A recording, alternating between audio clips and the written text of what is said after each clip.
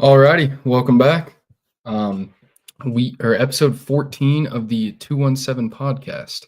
I was gonna say, ladies and gentlemen, welcome back, but I'm pretty sure outside of my mother, there are no women watching this, and I would be a little confused if there were. But regardless, crazy week in college football, some big upsets, some couple big changes in the top 25, along with the outlook on the college football playoff. NFL absolutely electric once again. You can tell by the title. Unfortunately, I am a Bears fan. Every single week, man, it's just like clockwork every single week. But we're gonna get into that. We'll get into the NFL slate. Get into a little bit of college basketball now that it's back. Go over the UFC 322 card. But with all that being said, once again, remember, episode sponsored by Southern Cut Barbecue. Make sure you go check them out. Link will be below in the description for their Instagram. They make really good food. And like I said, we are currently at 65 followers. When we get to 100, there'll be a giveaway. You want to make sure you're in on that. If you are subbed, go ahead and shoot me either a text, a DM, whatever it is, just to kind of show me that you're subbed, so then I can go ahead and put you on the wheel. But with that being said, I'm just going to go ahead and jump right into college football. Wild week. You saw some, not necessarily upsets, but some good teams really not look as good. A lot of these teams are really needing a either bye week or just like a week where they just put together everything on all cylinders and kind of show the committee that besides Ohio State right now, we don't really have an outlier. Indiana is probably that second team that's probably the outlier, but at the same time, the last 2 weeks they've not looked like the Indiana that put complete belt to Illinois. Came back from behind against Iowa, beat Oregon on the road. Just 2 weeks where they looked a little shaky. I mean, this week they played Wisconsin. They're 24.5-point favorites, and all of a sudden it's tied 7-7. And you're just kind of like, what is going on? And it took them a while to kind of get that motor going, kind of get everything flowing on all cylinders. But they did end up winning by 24, so it's a good win. But at the same time, you go down to the wire against Penn State at Penn State last week. Went on one of the probably best catches, greatest throws I've seen in college football since I've been watching. But Indiana's a really good team. They look really solid. I'm very, very intrigued for the Big Ten championship if everything goes the way that it's supposed to. That Ohio State-Indiana game could be the best offense in college football versus the best defense in college football. And we kind of get a glimpse at what could potentially be the either national championship or I guess that would potentially be the only game that they would play again. But as of right now, they look like the two best teams in college football. So I'm going to go ahead and put up on the screen the contenders and the pretenders of week 13 of college football. Week 12, sorry. So as it looks right now, I kind of have these in chronological order of what I personally think that the 8 to 13, 14 best teams look right now. This isn't based off of the AP poll. This is kind of based off of what I feel and think. There's obviously the details on the side. For contenders, these are your greens. These are your real chances of making the college football playoff or winning their conference, which is an auto bid. Your yellows have an outside shot of making the conference championship and sneaking into the playoffs, but they don't necessarily control their own destiny. And then your red, as you can see in the contenders, you only have Miami.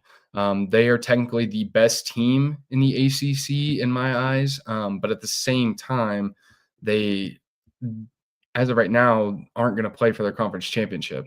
It looks like that's going to be Georgia Tech and Virginia, but at the same time, none of these ACC teams have looked to be an outlier in that conference. Personally, the ACC looks like I think that this would be a good change to college football. And it might bring a little bit of controversy because if there's 7 SEC teams that are better than the best ACC team, I personally don't think that the ACC should just get an AQ. Same thing with the G5. Um, I don't know. I'm just very like I love to watch good football, and I'm all for an upset, but at the same time, like it, put the 12 best teams in and let them duke it out for a championship. We don't really need like the participation. Like, hey, you had a good year, you went whatever 10-1 in the Sun Belt. I'm not really here for that. I mean, there's good college football everywhere, but that's kind of why there's bowl games, and that's like I think what we've gotten away from in the college football world is the fact that there's just it's too many participation things. It should just be the 12 best teams. And there's controversy on who the 12 best teams are, but at the end of the day, like the committee should weigh in more based off of, hey, let's see, Miami, for example, are they better than a 3-loss Texas team? And you don't necessarily know that, but that's a hypothetical that you could realistically like kind of counter argue. But and then in the pretenders, you've obviously got like your Vandy, who they're outside looking in on the CFP. Miami could easily be in this category. I just think Miami's a good team. I think that they've got, the win over Notre Dame, but they've also got some really bad losses. But I think that Vandy is like your outside looking in, probably the first or second team left off this list when it comes time to make the bracket. And then you've got your yellows, they have an outside shot of making their conference championship. They need some help from other teams. And they could potentially sneak into the CFP. So you've got Utah, USC, who has looked pretty good after taking 2 losses to Illinois and Notre Dame. You got Virginia, who, as of right now, they are in second in the ACC. So it looks like they could potentially be the other team in the ACC championship along with Georgia Tech. And that brings me to the next team, Georgia Tech, have not looked good. They kind of had this like Mickey Mouse schedule where they have made everybody kind of believe that this team is really good. They beat a horrendous Clemson team that just it's just not a good win. It looked like it was going to be a great win at the beginning of the year. Everybody was like, holy shit, like Georgia Tech, pardon my language, Mom. Georgia Tech might be one of these teams that could potentially compete for, that 1 through 4. They look kind of unbeatable through the first like 6 games of the year, but they've dropped. They've had some bad losses. But yeah, I just don't believe in Georgia Tech. That's why they're a pretender. I don't think they're a contender. You've got Navy, who after USF just lost, Navy is in first in the American. Yes, salute the troops. Hell yeah. But potentially they could compete for the little G5 along with JMU, along with North Texas. I mean, there's 3 of those teams that could potentially compete for that G5. I think it would be electric if Navy got it. I mean, that would be so sick. You would have, imagine the whole Naval Academy going to one of the schools, going to potentially potentially to Texas Tech. I mean, that would be sick. But I think that no matter what, this group of 5 team is just going to get absolutely waxed. It's just confusing to me. But then you've got like BYU, who's in second in the Big 12. They got absolutely murked by Texas Tech. Wasn't even a game, but Texas Tech, as of Saturday, I don't know if it's Barron or Brennan Morton, their starting quarterback left the game in the 3rd quarter with an undisclosed injury. I don't think they've come out with what it is. He's probably still going to play. But depending on the injury and the severity of it, you could potentially see him not play in the Big 12 championship game. And in the way I see it, there's going to be 1 ACC, 1 Big 12. That's it. And if Morton doesn't play against BYU, it's a whole different ballgame. We don't know. He's such a difference maker. But I just think Texas Tech has got the better team. So that's why I have them as a contender. That's why I have BYU as a pretender. And then you get down to the Reds. These are top 25 teams or teams that are right outside of the top 25 that have little to no hope of making the CFP. That's your USFs, that's your Michigans, that's your Mizzous, your Illinois, your Tennessees, and Texas, who just basically got their playoff hopes eliminated against Georgia this last weekend. They would need to beat one of the remaining people on their schedule to kind of push their way into the top 25 upper echelon to be able to potentially compete for one of those last like 8 through 12-ish spots. But with that being said, probably the biggest game of the week, outside of the Texas and Georgia game, where Georgia pretty much just looked unbeatable. I mean, they looked like the better team. They're clicking on all cylinders. Kirby absolutely owns the former Saban assistants, or unders, whatever you want to say of Saban. Beat Kiffin, beat Sark. I mean, just dismantled both. And then the biggest game in my eyes was Alabama, Oklahoma, who I've got both in the yellow for contenders. Alabama, if we look back to the last episode, was one of my locks. Like green, like this team looks good. Ty Simpson looks like he could be potentially the Heisman Trophy winner. Oklahoma goes on the road to Tuscaloosa and beats Alabama. Alabama threw for or had almost double the yards that that Oklahoma had, but Oklahoma comes in and just wins a gritty game and essentially kind of locks up their playoff hopes. You can't really say for certain, but if you look at their remaining schedule, there's just not really a game that sticks out to me besides maybe, they play both home games to end the year, and they play Mizzou and LSU, who could easily play spoiler, but at the same time, I just don't see that happening. And so I think Oklahoma's pretty much in. And then as far as Bama goes, if they lose one more game, they're completely out. And they still have to play probably the best team in the nation, Eastern Illinois, next week. I mean, that's not a gimme.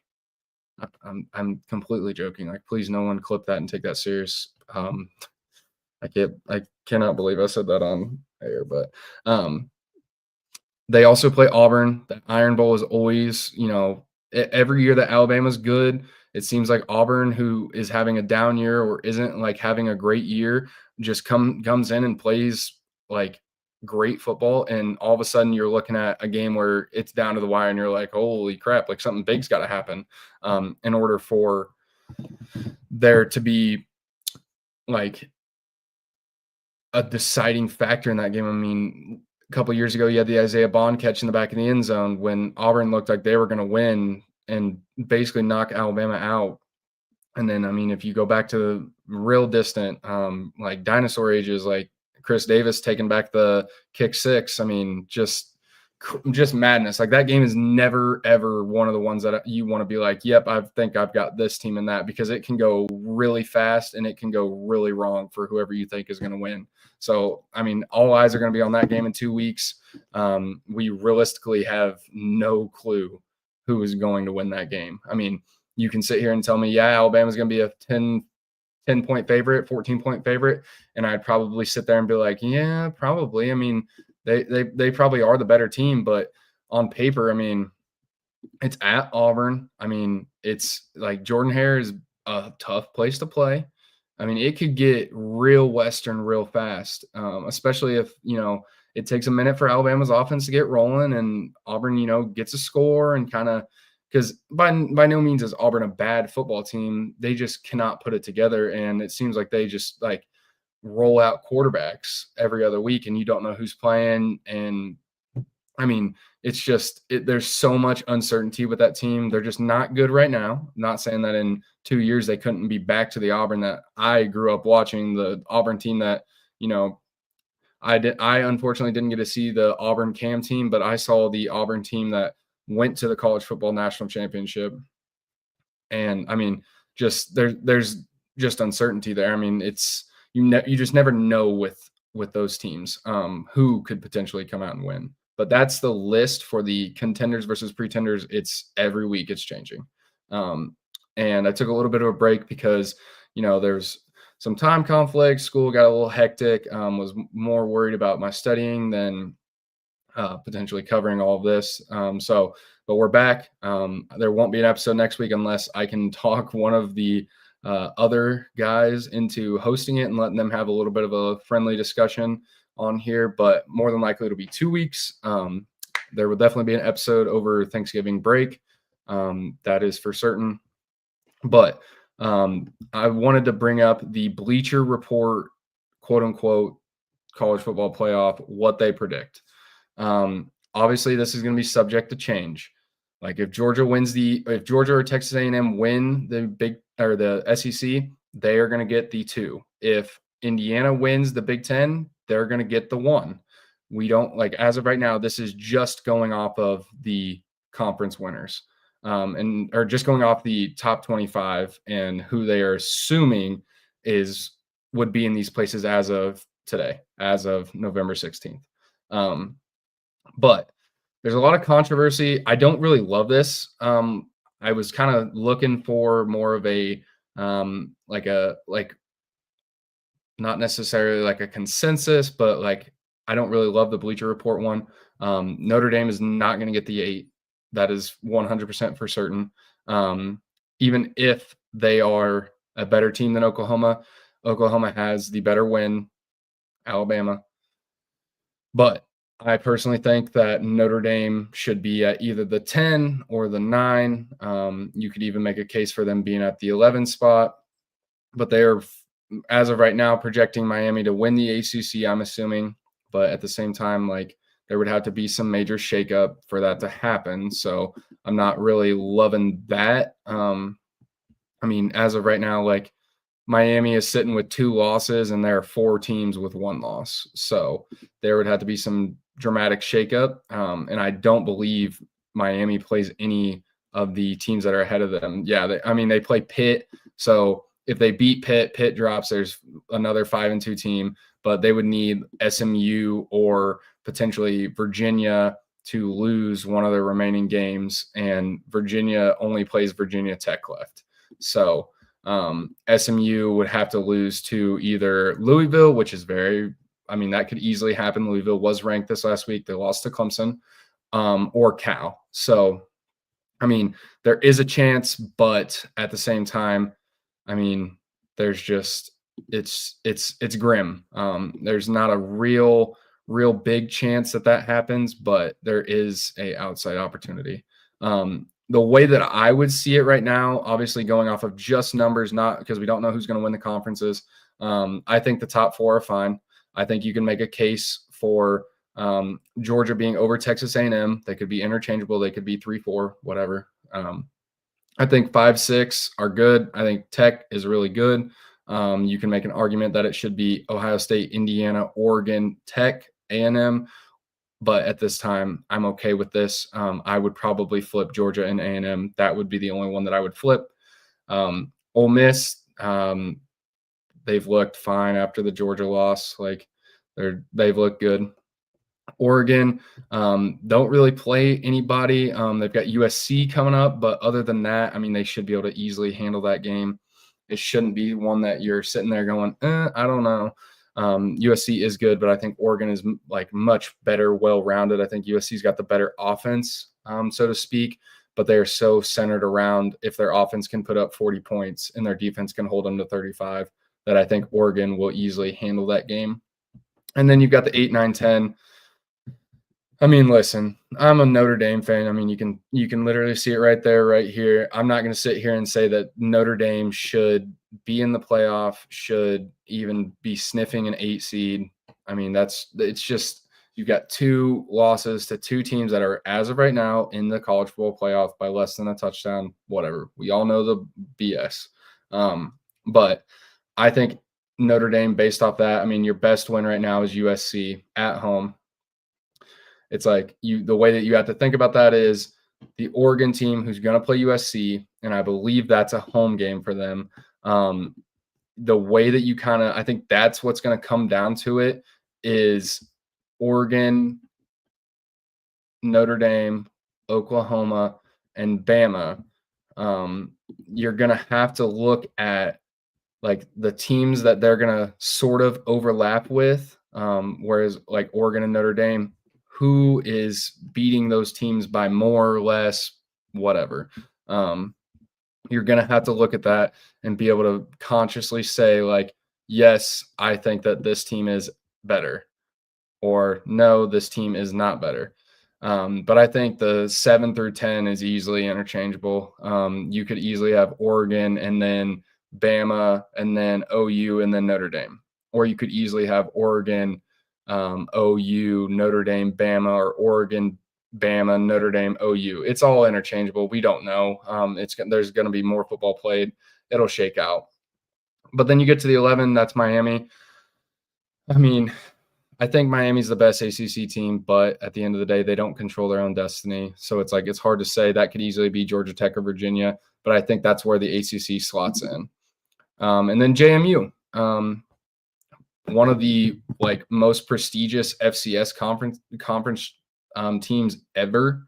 But I mean, the thing is, Navy's good, JMU's good, North Texas is good, UCF or USF is still good, but at the end of the day, it doesn't matter who this 12 seed is. They're going to get smacked by this 5 seed. It's not going to be a game. If they listen, if the group of 5 team wins, and I'll put this on the air so everybody can basically hold me accountable. If that group of 5 team beats that 5 seed, let's see, what would be something crazy that I'll do? Yeah, I'll go ahead and I'll pick 5 friends and they can shoot me with paintballs out in my front yard, and I'll stream it. I mean, we'll just do that.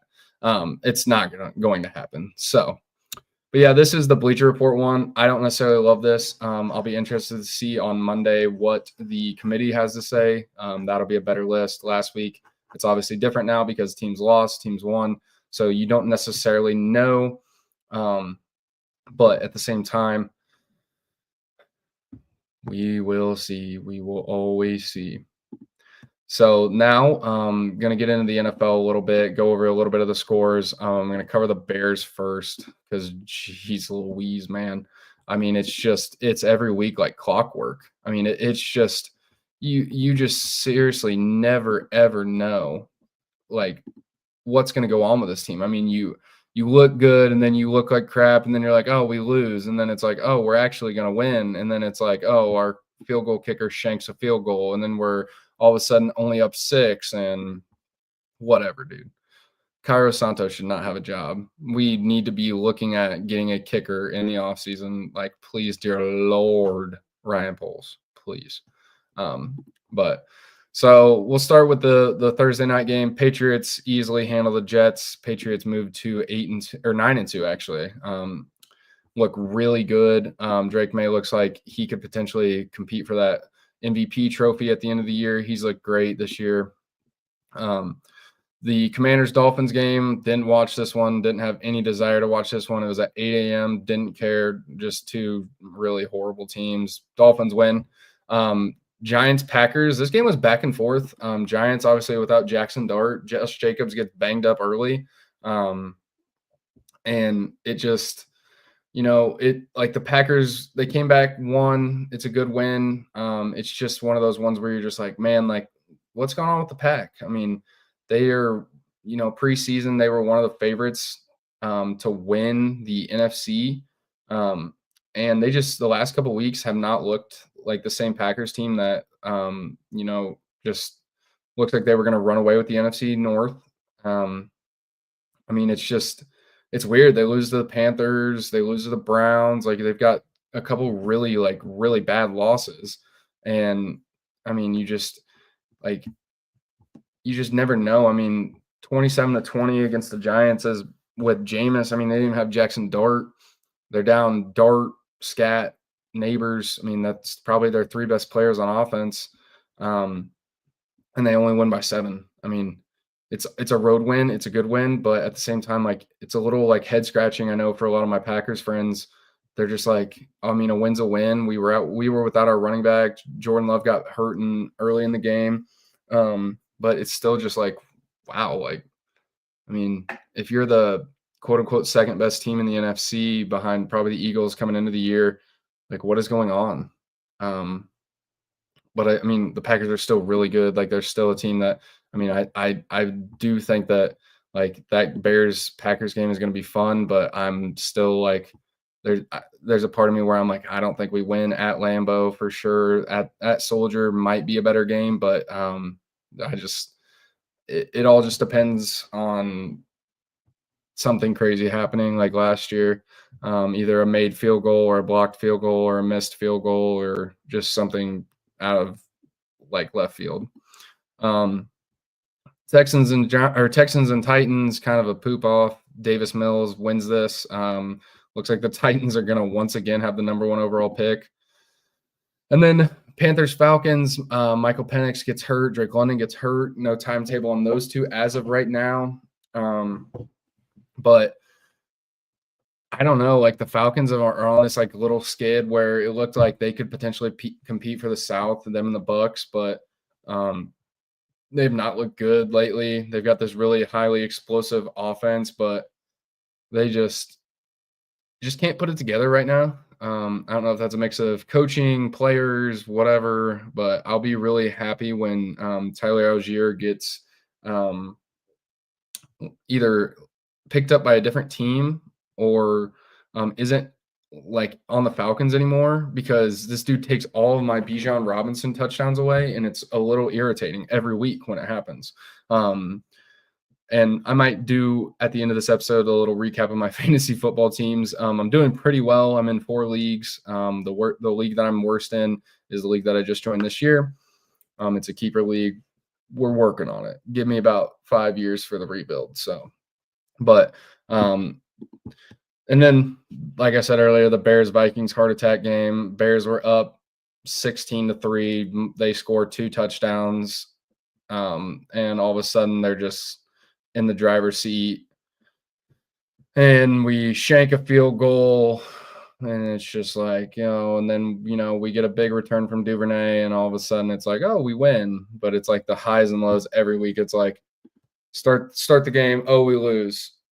And then it's like, oh, we do good. Oh, we win. Oh, God, we're going to collapse. Oh, God, we lose. And then it's like, oh, we won. Okay, cool. There's a meme. I'll bring it up. I'll find it sometime, but it's literally like a roller coaster every week. I drink too much caffeine to watch the Bears every week.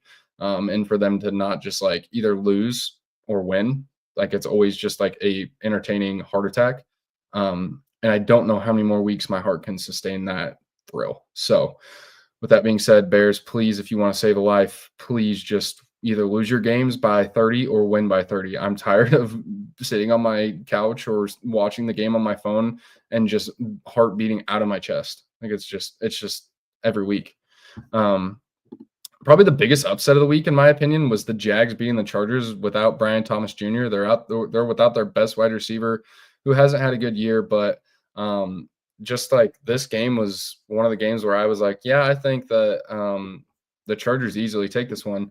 I mean, if you look at it, I mean, Herbert did get injured early, but the Jaguars just completely ran away with this one and moved to 6-4. I mean, I feel like we'd say this a lot with the Chargers, like they're either really good or really bad every year. Like they win some games, like Chargers beat the Chiefs to start the year. And then it's just like a weird monotony of like bad losses, okay wins, bad loss, good win. And it's just every year it's the same like kind of like circle. And it's just like, I understand they're without their rookie running back, but at the same time, like they're missing Joe Alt, they're missing Hampton. Their defense is like subpar. It's just weird. Like it's just every year they're the same exact team. It's like, oh, they're in the playoffs, but they're going to lose. Oh, well, Justin Herbert. And then offseason, preseason, Justin Herbert's the best quarterback in the league. I hear it all the time from people who just have no idea about what ball is. But, I mean, it is what it is. Herbert got hurt. I think he had a concussion. That stinks for them, but at the same time, injuries happen. Probably the most exciting game of the week was Bucks-Bills. Josh Allen just completely took over this game the way that Josh Allen can. He did have 2 picks, but if you look at it, I mean, three throwing, 3 rushing. I mean, 6 total touchdowns is just insane. They were without Kincaid this week, got it done, end up winning by 12. Like throwing for 317 and having 3 rushing touchdowns is just like this Bucks defense is just horrible. They're just they're kind of like USC, like they're just banking on their offense to be super good and just basically blow the team out. And then the defense can give up 40 and just be okay. Baker didn't have his best game. Sean Tucker breakout game. I mean, they've kind of got a three-headed monster in the backfield. They've got Bucky, who's on pace to play next week. Sean Tucker obviously runs for 100 in two scores, and then also had 34 receiving in a score. I mean, 3 touchdowns from him is kind of wild. It looks like Rashad White is going to be kind of this like the third down-ish back in the passing game, but I think Bucky and Sean are going to get the majority of the rushing attack. With White coming in as like the change of pace gadget back that can catch the ball out of the backfield. But you also saw that Emeka Egbuka, who has been like this really like fun rookie, kind of their only wide receiver, just really, I mean, he had 5 catches for 40 yards and had an average of 8. I mean, it's just, I don't necessarily know if this is Baker or if this is the O-line just absolutely giving up so many pressures, so many sacks. Because when Baker's comfortable and when Baker's in the pocket and getting the ball out on time, he's one of the best quarterbacks in the NFL. But it's a struggle fest whenever his O-line just completely goes to crap. And that's kind of the majority of the NFL. Like, if you give these guys time, they can make the throws outside of like Geno Smith, who's just horrible. But yeah, that game was fun. I enjoyed watching that one. And then you had the 3:00 or the last game was Steelers Bengals, just to poop off. Probably the most exciting thing was Jalen Ramsey punching Jamar Chase after allegedly Jamar Chase spit in his face, which like warranted to get punched. Let's be honest. 49ers take care of the Cardinals. The Cardinals are without Kyler. It looks to be that Kyler's tenure in Arizona is probably over. They've kind of basically said that like they're gonna look to essentially move on from him. I don't necessarily know. Kyler's been banged up. I mean, he's had a lot of injuries in his career, but when he's healthy and when he's like playing at his best, he's a good quarterback. Looks like he could be the like guy there. But Jacoby Brissett hasn't looked bad. I mean, like. Just Jacoby Brissett. Just look at this. I mean, 452 passing yards on 57 attempts. Like, I understand they were down, but I mean, dear Lord, man, like, just that's a crazy stat line. Michael Wilson, Bryce Burnett pickup of the week. Michael Wilson played him in 2 leagues. Hell yeah, 15 for 185. Let's go. CMC has his typical CMC type day, 81 on the ground, 2 rushing, 40 in the air, 1 receiving. Kittle, once again, last week had a touchdown, has 2 again this week. This team's getting to be healthy again. Pearsall is slowly returning. Ayuk should be back soon. Could be looking at a dangerous San Francisco team. They got Purdy back. They got their leader back. I mean, Purdy has an okay day, 200 on 7 incompletions, 3 touchdowns, no picks. But like, I mean, just like this is a Jacoby Brissett, like not masterclass because he had 2 picks, but I mean, 50, like if you throw the ball 57 times in a game, like dadgum, that's a lot of passes to throw. I mean, 452 passing yards is like elite. McBride looks like he is the like clear and cut, like best tight end in the league, 10 for 115 and a touchdown. I mean, the dude is just elite. Michael Wilson taking over that Marvin Harrison role, as I think Marv has like appendicitis, and is going to be out for like 4 weeks. It kind of shows that like I personally enjoy in the NFL when injuries happen, not because like I feel bad for people getting injured, but it shows that like people can step up and do these things and be successful that you don't necessarily see all the time. I mean, you know, every team's got like their quote unquote wide receiver 1, but these wide receiver 2s that can like take advantage of the time that they have, that they're given and the opportunities and just completely ball out. Like it's a cool thing to see. I mean, like this is a career game for Michael Wilson. Like if he ever tops this, I would be thoroughly surprised. Like 15 for 185 is just nuts. But Cardinals are 3-7. They're trending towards just basically tanking the rest of the year and just looking to potentially draft a quarterback in the first round this year. Probably the most anticipated game of the week, besides the Bucks and the Bills one just being the most fun, is this Seahawks Rams one. This was pretty much for the NFC West. to be basically the number one team. Stafford doesn't really have his the Stafford day that he's been having for the last couple of weeks. I mean, 130 and 2 touchdowns. Kyron Williams, 91 rushing, a touchdown. Nakua, 75 and 7. But the biggest thing in this game was, unfortunately, like if Sam Darnold only throws like 2 picks, they probably win this game. JSN, another big game. AJ Barner out of nowhere with 10 receptions. I mean, just geez, bro. Like, hey, shout out to you. But I mean, like the thing that you're looking at is just like, I mean, you've got 4 interceptions here. I mean, and it's just like this is a game that the Seahawks could have easily won if they cut the turnovers down. That division's definitely not over, especially with the 49ers being right outside of that window, getting healthy. And then you've got some games that are still going on, like this Chiefs Broncos game's tied. This is probably gonna be like a really fun, interesting game. But you kind of got Travis Kelce having a reemergence game. I mean, 9 for 91 and a touchdown. That's pretty huge. And then looking at the Broncos, Pat Bryant, Illinois legend, looks like leading them in receiving. Bo Nix having an efficient day. No touchdowns, no interceptions. So not having a bad day by any means, but definitely not the game that we thought was going to happen. I know that the under was pretty low, but I know that these are 2 pretty decent offenses that could put up points. And then we got to see the first of Shadur. I mean, like, hey, perfect timing. Let's go. And then you're going to look at it, and Shadur has 4 or 15 and a pick. I mean, did we expect anything different? Ravens, Lamar's got 2 interceptions. Thanks. He's my fantasy quarterback. Mark Andrews had a rushing touchdown for 35 yards. It was actually kind of sick.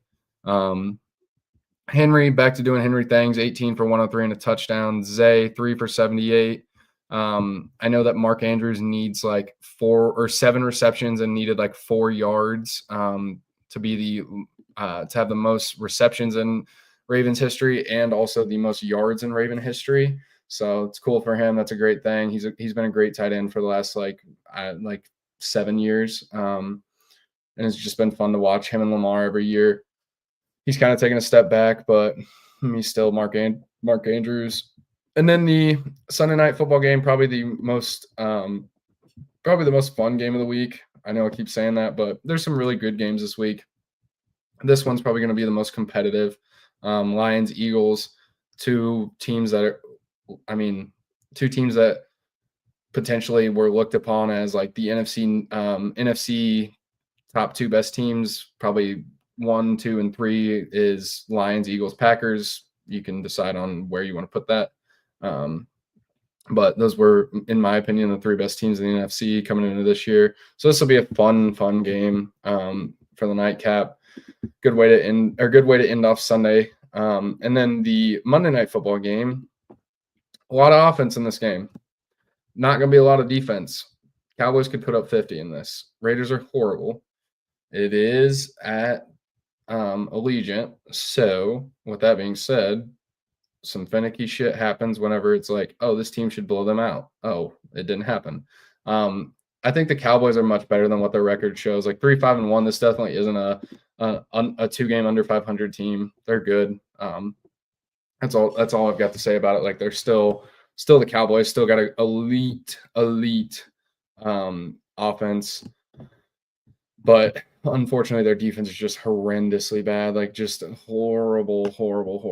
But that'll be a fun end of the week game. Definitely gonna watch all the rest of these. And yeah, so then I'd say I guess I'll just go over the one game for Illinois in college basketball. We're kind of getting into the swing of things. There's some big games this week, like Illinois plays Alabama, UConn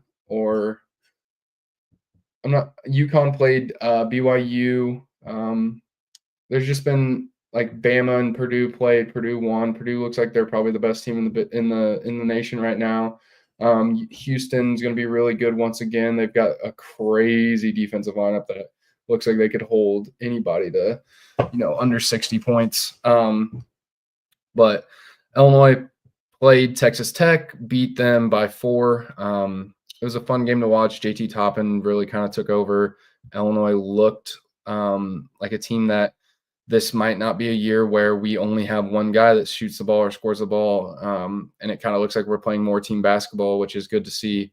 But at the end of the day, it is Illinois. We play Alabama this week. Alabama probably is going to shoot like 85% from 3 and just blow us out of the water. Like, that's just kind of the reality of it. That team is essentially just like either going to put up 110 and win or put up 60 and lose. Like, that's just kind of how it is. Horribly defensively, but they just shoot so many shots that they have a chance in every single game. So there'll be more like college basketball coverage when we get into like the good weeks, quote unquote, where you're getting into conference play and like you're out of this non-conference swing of things. But I'm not really worried about that right now. I'm kind of just more focused on football until football's over. But college basketball is always really, really fun. It's always very entertaining. It's always a good time of the year. Like Thanksgiving is like where it kind of starts. And it's just always like one of the more entertaining like stretches of the year, going from like November all the way to March. So there'll be plenty of coverage on that. I'm not going to go too in depth on that right now, just because there's not been that many games played, and a lot of teams are playing like their warm-up games, or they're playing like these like big like money grab games where it's like you've got good teams playing good teams, but then they won't play another good team for like 2 weeks. So and then to wrap it all up, I'm a huge UFC fan. I love UFC. It's probably like, besides football, I probably watch UFC the most. I think that I have a pretty good knowledge of UFC. And so like looking at the UFC 322 card, I knew that this was going to be an absolute like banger of a fight card. Like, it's just one of those ones where I had a good feeling that this was going to be like one of the better cards of 2025. And it paid. Like it showed. Like you had obviously Islam going up to 170, trying for that double belt. He won, unanimous decision. Just boring fight, so boring. Like I know everybody's gonna be like, well, and I always get clowned because everybody's like, oh, if you think this is boxing, like or if you think this is boring, go watch boxing, blah blah blah. It's just, I mean, I think that there's a good thing about control time. I think there's bad things, like you should have to be actively looking for a submission or doing damage, because JDM basically walked out of this fight unscathed.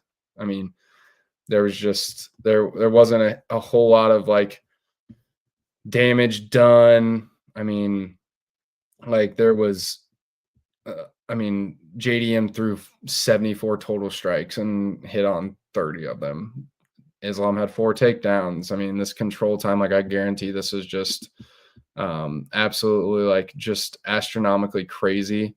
And it's just like, it's just boring to me. I mean, I watched it for a little bit, but it's just, when this card looked like it was going to be an absolute banger, like you had the prelims, which were fire, and then you had the duds at the end where Shevchenko basically sat on top of Weili Zhang.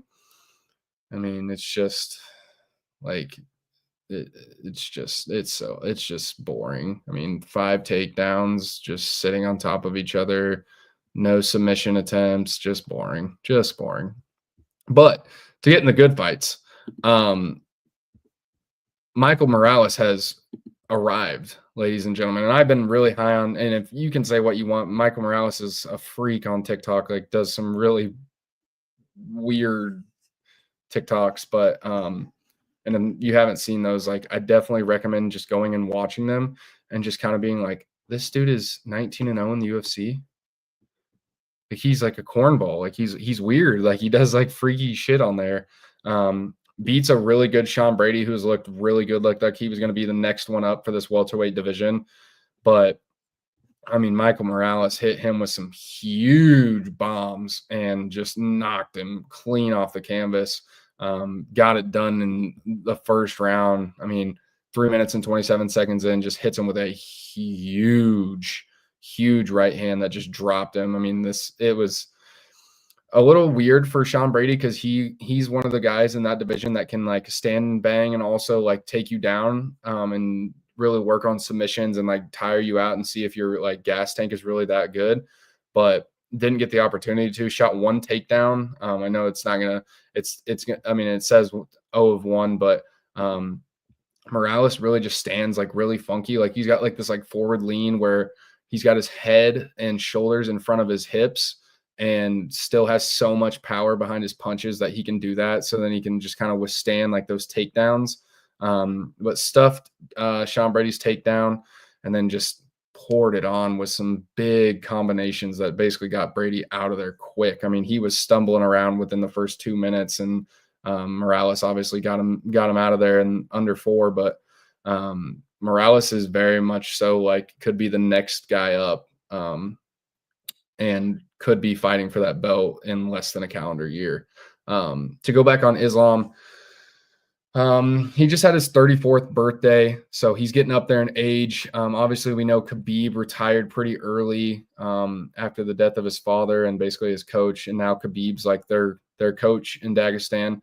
I realistically think, and after seeing what Islam said in the presser, it's going to be Topuria fight him at the White House on the White House card, or it's going to be he's going to go up and fight Hamza, which would be like probably the most elite, quote unquote, like wrestling match that we might ever see. I mean, it's going to be awesome if that's the case. Like that's cool. Like when you match up 2 grapplers, that's like stylistically, that is the best thing.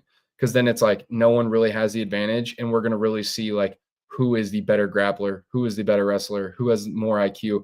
And also it kind of shows flaws in like people's games where it's like who can stand and bang when needed and can potentially get like a clip and then take him to the ground and get the advantage. But that's for future stuff. Topuria basically said that he wants to fight Islam. He thinks he's better than Islam. I don't know if Islam would drop back down, if Topuria would bump up. I don't know where. I think Islam is pretty content at welterweight or going up. I don't think he like that weight cut for him to go back down is really hard for him. And he looks like sick whenever he stumbles to the podium. I mean, just can't like barely get to the weigh-in scales to get down to that division. So it's like I just don't necessarily see him going back down. You could potentially see Ilya move up, but Ilya's got such a small frame that I'm not necessarily certain that he would be able to, like, the way you got to think about it is Ilya is very much so like Conor. They kind of have similar things about them. Ilya's a better wrestler, obviously. He's more accurate, kind of more like Conor was in the beginning of his career, or his prime, if you want to say that. Before Conor kind of lost all concept of like being able to do MMA and just kind of started to like box, and after the Floyd fight just kind of like completely derailed his career. But Ilya is like a better, more well-rounded version of Conor, but Ilya's got the one-punch power that could potentially get Islam out of there. But at the same time, when you bump up weight classes, like when we saw Conor fight Diaz, just moving from those weight classes is really difficult for, if you're a smaller guy, those power punches that you throw at 145 or 135 in Ilya's case aren't as effective when you're heavier and you're fighting a heavier person. Like those punches might be effective at 145, but are they effective at 170? Like you just, or 155 and 170. Like you just never know. Like if you want to see like what I'm referencing, go watch the Conor versus Diaz fight, the first one. And you can see like Conor's punches are landing, but it's not affecting Diaz because of the fact that Diaz has been in this weight division. He's bigger. He's more like prone to these big bombs that these punches don't necessarily have as much effect as like when Conor fought Eddie Alvarez and just completely dismantled him. But that's besides the point. To continue with this card, man, Carlos Prates. I've been saying that these fighting nerds, I've been saying for a good portion of the time that I've been watching UFC that Carlos Prates is up and coming. He's next. Like, this dude is cold as ice. I mean, he's got all of the, like, he's got the IQ, he can grapple, he can throw punches, he's got power. He's got like a super reach advantage on damn near everybody he fights. And he just absolutely KO'd Leon Edwards in the second round. Probably lost the first round. Leon looked pretty decent, but when Carlos Prates basically made Leon stand in front of him and actually throw punches and like get to his distance, it was over. I mean, hit him with some gnarly combinations in that second round. And then, I mean, just go look on Twitter at the punch that basically took Leon out. Just right hand underneath the chin, under the guard, straight jab, and just lifted Leon off his feet and just basically made his eyes roll back into his head. And it was just nasty. I mean, Carlos Prates looks like he could potentially fight JDM next, fight Ian Gary next, fight Bilal. Like, there's so many. That welterweight division is going to be so fun for the next coming years because there's so many dudes that are still like Usman, Muhammad, Prates. I mean, Leon will still be around. Joaquin Buckley. I mean, there's so many fighters in that division. JDM. Like, there's so many good fighters in that division that it's one of those divisions where we may never see like a dominant force like Usman had earlier on in his career before the Leon head kick. But Carlos Prates is one of the most fun fighters to watch. Everybody should be like, just should watch him fight if there ever is. And then BSD takes care of Dariush. Dariush, this was a catch weight fight because Dariush missed weight. Dariush should probably just retire. I mean, he's old.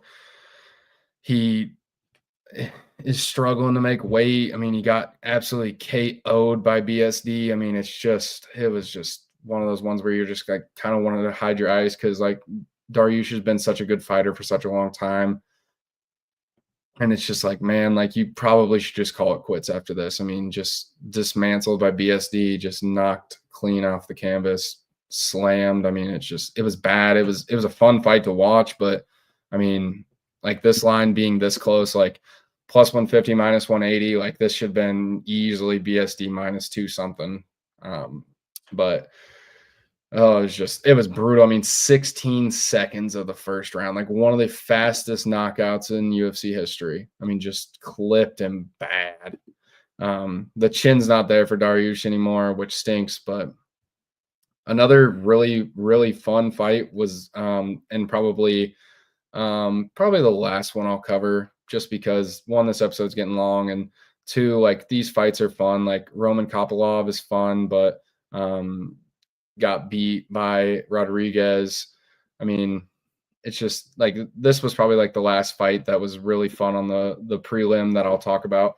Bo Nickel threw a disgusting head kick, kind of similar to the Leon Edwards one, and just completely knocked out Vera. I mean, it was a beautiful, like if you watch fighting and you see it happen, he sets it up perfectly with some feints, goes to the body with a couple of kicks, and then just sets it up perfectly. Like Vera just completely ducks and just gets clipped with Bo Nickel's leg. And Bo Nickel, once again, could be another contender in this middleweight division.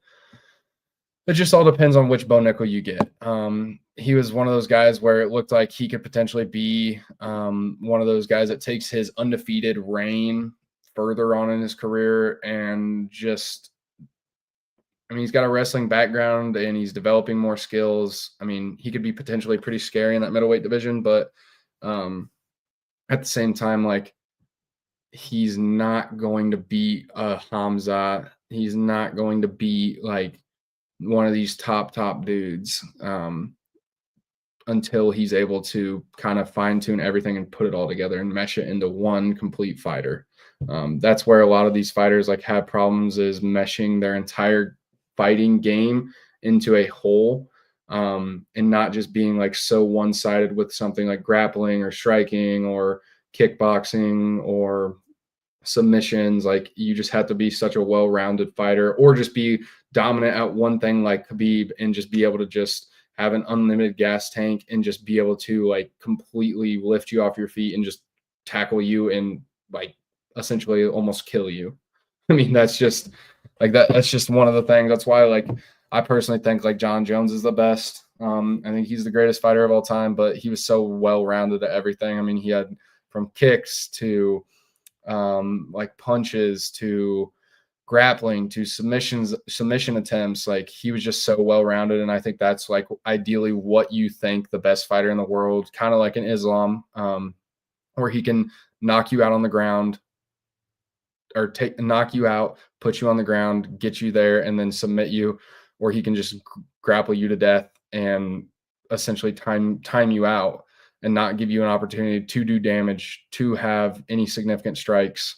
But yeah, that's a lot of the problems with a lot of these UFC fighters is like the sport is either evolving in a way where there's so many well-rounded guys and they're not like specifically good at any one thing, or you have these guys like a Hamza that is just like has an unlimited gas tank, can grapple, can submit you. Like they're just so centered into one thing, and they're so good at what they do in that one aspect of fighting that it's really hard for these fighters to be able to combat that when they're not necessarily as good at that. And so it'll be interesting to see like the evolution of fighting. We've already kind of seen that in the sport in the last couple of years. There's not as much dominance anymore, besides like Ilya and a couple of other fighters that are just super dominant, like Merab. Speaking of which, 323 going to be another phenomenal card. I think this is finally where we see the end of Pantoja's reign in flyweight. Joshua Vaughn, if you don't know him, get to know him. This dude is like, we talk about BMF, like BMF, like it's going to be a fun fight. And then Merab versus Petr Yan, like they've already fought once in their career. Petr Yan pretty much got beat up in that, but Petr Yan is one of those fighters where he's always going to be scary. Like he can always just all of a sudden hit you with something and clip you and knock you out and just it's over. But we'll see how Merab's iron chin holds up. We'll see if he can take Yan to the ground. But other than those two fights, like the Jan Blachowicz fight will be fun. And then like Brandon Moreno will be okay. Like that will be like it'll be an okay card. Like it's not one of the ones where I'm like, oh man, like I'm going to be glued to my seat watching this the whole time. I mean, like this is a sort of fun fight. Like Moreno is a good, like he's good in the flyweight division, but Pantoja just had the reign of this for so long. We do see, this is probably another good fight that everybody should probably tune into. An older Henry Cejudo taking on a fight that doesn't really like make sense for Henry's career, as it's kind of dwindling down. But like Peyton Talbot is one of those dudes that could potentially be really dangerous in this division. And he's fighting and Henry's basically giving him a shot of becoming a top contender in that division. So that'll be fun. I mean, that's a good fight. Like stylistically, this doesn't really make a whole lot of sense. Henry is coming off of a loss, but Peyton Talbot's got one loss, has a huge reach advantage, huge height difference. I mean, it's just this fight will definitely be favored toward Peyton Talbot in my eyes, but like he's for sure a knockout artist. Henry's obviously the better grappler. It'll be very interesting just looking at statistics. Like Henry is very much so like a grappling kind of takedown, get you down there and like potentially submit you. But Talbot really hasn't seen that in this division yet. So it'll be a good fight. And it'll be a very fun one in my eyes. And then you've got some other ones that are just like, meh, like, I mean, nobody's really going to watch like a whole lot of these unless you're just like a diehard UFC fan. This women's flyweight fight will be fun. Macy Barber she's a good fighter. It'll be really interesting to see like stylistically how these two match up. And you can like kind of see like they're both kind of like decision merchants, but like their average time. I mean, they both have KO TKO potential, but they're both like Macy's pretty much a decision girl, whereas and I don't know necessarily a whole much about Silva, but I do know that like a couple of her last fights she has won by submission. So it'll be a very interesting fight. I'll probably tune in for the Macy Barber fight. I'll definitely tune in for the Henry Cejudo Peyton Talbot fight. Probably won't watch that one. Probably will watch the Moreno fight. Probably will watch the Jan Blachowicz fight. Definitely gonna watch the Pantoja Vaughn fight, and definitely gonna watch the Petr Yan Merab Dvalishvili fight. So we shall see. But yeah, like I said, I won't be here next week. I'm going to Notre Dame Syracuse. I'm going to have the greatest time of my life. So I will be more than likely waking up and driving home from South Bend and not real worried about this podcast. But like I said earlier, 100 subscribers. I know Matt Mill, if you get to this point in the video, there is a 100 subscriber giveaway. Southern Cut Barbecue is going to provide something. I'm going to provide something, just as my gratitude towards everybody. Shout out of the week, shout out Notre Dame, shout out the Bears, shout out Illinois men's basketball. It's a great week for me. All my teams won. And hope to God that Chaim Bloom does something for the Cardinals and brings in Fernando Tatis Jr. So that's my prayer. But with that being said, like I hope everybody has a blessed week. Keep on keeping on. Take every day like it's your last. Could very well be. Just make sure that you smile, tell someone you love them, and do something nice for somebody that cares about you. So with that being said, we do have a comment.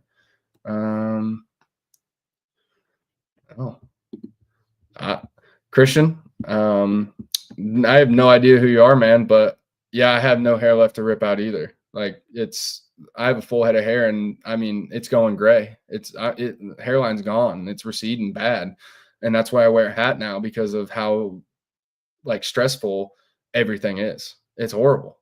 So yeah, if you want to, we can rip our hair out together. Because it's just, I'm gonna look like Vaughn Black at the end of this. I'm gonna be completely bald at 22 years old if like we can't figure this shit out. So hopefully we can get like a deal with like Turkey and be able to go over there and get some hair transplants because of and maybe see if we can get the Bears to sponsor that, because it's horrible. So appreciate the comment. As always, everybody, you have a blessed week. Have a great rest of your Sunday. Go watch some football. Go watch some UFC highlights. It'll make your day. So thanks, everybody, for watching, and I will see you in 2 weeks.